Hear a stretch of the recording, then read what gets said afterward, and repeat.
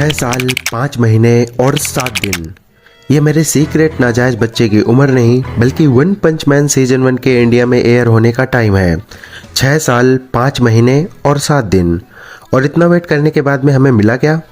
Sliding PNGs। I been set till episode 4। मुझे लग रहा था अगले एपिसोड में सही हो जाएगा, मगर अगर अब और होप लगाई तो मेरी मौत पक्की है। पहले जुजुत्सु काइसेन, फिर ब्लू लॉक और अब वन पंच मैन। ऐसा क्या हो रहा है जो इन शो के मेकर्स को पैसा कमाने से रोक रहा है?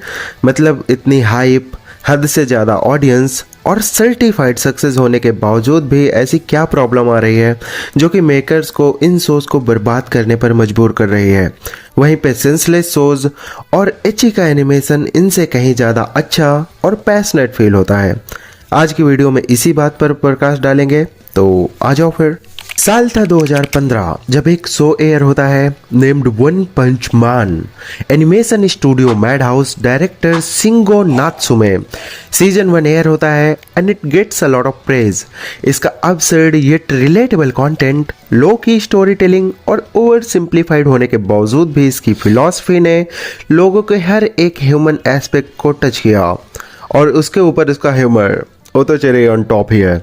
इतनी सक्सेस मिलने के बाद इसका सीजन 2 आता है। एज एक्सपेक्टेड सीजन 2 अनाउंस होता है with a different studio and a different director, जो कि काफ़ी फ्लॉज होने के बावजूद भी एक डिसेंट सीजन था। And after some time a new season gets into work with the same studio but again a new director. अब आपको लग रहा होगा कि बस इसी वजह से क्वालिटी डिक्लाइन हुई, तो मैं आपको बता दूं चीज़ें इतनी सिंपल नहीं है। अभी आगे कुछ एपिसोड आएंगे जो कि शायद आपके भौचक्के उड़ा के रख दें और आप हम मिलके इस पूरे सीजन को जस्टिफाई करने लगे। ये बात सच है कि सीजन 3 के डायरेक्टर ने वैसे पहले कोई वेल नोन काम नहीं किया, बस कुछ इधर उधर के एनिमे और कुछ ecchi. And to be honest same goes for director of the season 1।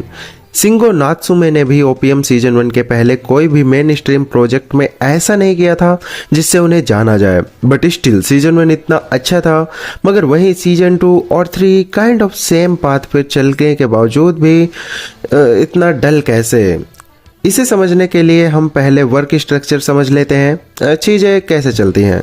अब देखो, कोई भी प्रोजेक्ट बनाने के लिए चीज़ें रिक्वायर होती हैं, जो कि है एक डायरेक्टर, प्रोडक्शन कमेटी जिन्हें हम प्रोड्यूसर भी कह सकते हैं, and studio.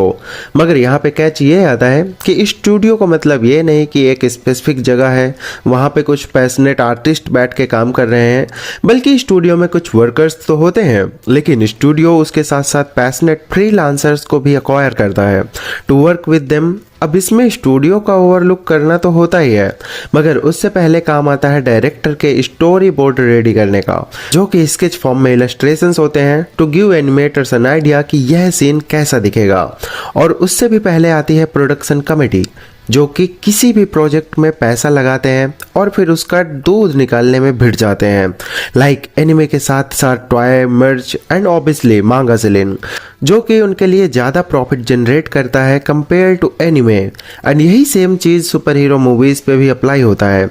Soni literally toys मर्च से ही प्रॉफिट बना रहा है, इतनी सारी लन मूवी बनाने के बावजूद भी। अब जैसा मैं आपको बता रहा था, प्रोडक्शन कमेटी के फाइनल वर्डिक्ट के बाद काम स्टार्ट होता है डायरेक्टर, स्टूडियो एंड एनिमेटर्स का, जहाँ पे कॉन्सेप्ट डिस्कस होते हैं, स्टोरी बोर्ड बनते हैं और फिर वो चीज़ें स्टूडियो के पास ट्रांसफ़र होती हैं, फिर animation and reanimation. And this requires time, a mammoth amount of time, और वही स्टूडियो और डायरेक्टर के पास नहीं है। ये लोग पता नहीं कहाँ सोते रहते हैं और अचानक इन्हें याद आता है कि इसका नेक्स्ट सीजन भी तो लाना है। चलो स्टूडियो, अगले हफ्ते एक एपिसोड चाहिए, जल्दी बनाओ, कैसे भी पता नहीं। और फिर ऐसी क्वालिटी निकल के आती है।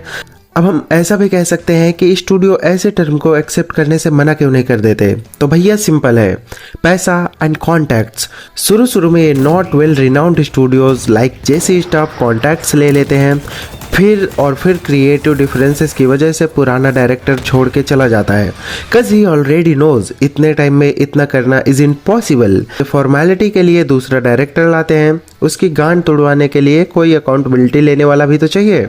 स्टूडियो इनोसेंट बन के चने खाए। वहीं पे न्यू एनिमे नए स्टूडियो के साथ मिलके फाड़ रहे हैं, लाइक गाची याकुता। उसका एनिमेशन का तो मैं हर एपिसोड के साथ और बड़ा फैन होते जा रहा हूँ, और उस चीज को सबसे सही तरीके से किसी ने यूटिलाइज किया है तो है यूफोटेबल।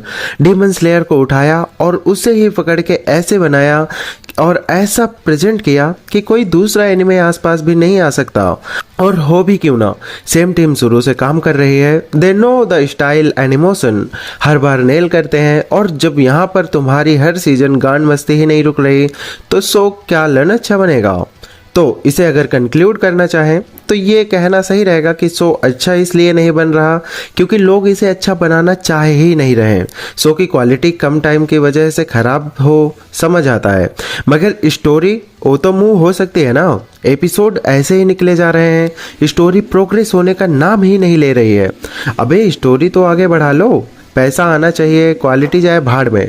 शो खराब होने का रीजन कोई बस डायरेक्टर, स्टूडियो या प्रोडक्शन कमेटी नहीं बल्कि सब के सब हैं। तो stop supporting it, start pirating it. Sorry, वो तो ऑलरेडी होता है, बट हाँ, keep complaining over social media. ऐसे ये लोग नहीं सुधरेंगे। लाइक मार्वल ओवर कॉन्फिडेंट होके कुछ भी करे जा रहा था आफ्टर फेज 4, बट जब गांड फटी तो लौट के रग्गू घर को आए। आज की वीडियो में बस इतना ही। पसंद आई हो तो एक लाइक करना, चैनल को सब्सक्राइब करके बेल आइकन प्रेस करना। Thoughts and opinion comment box में छिड़के। See you in the next one. Bye bye.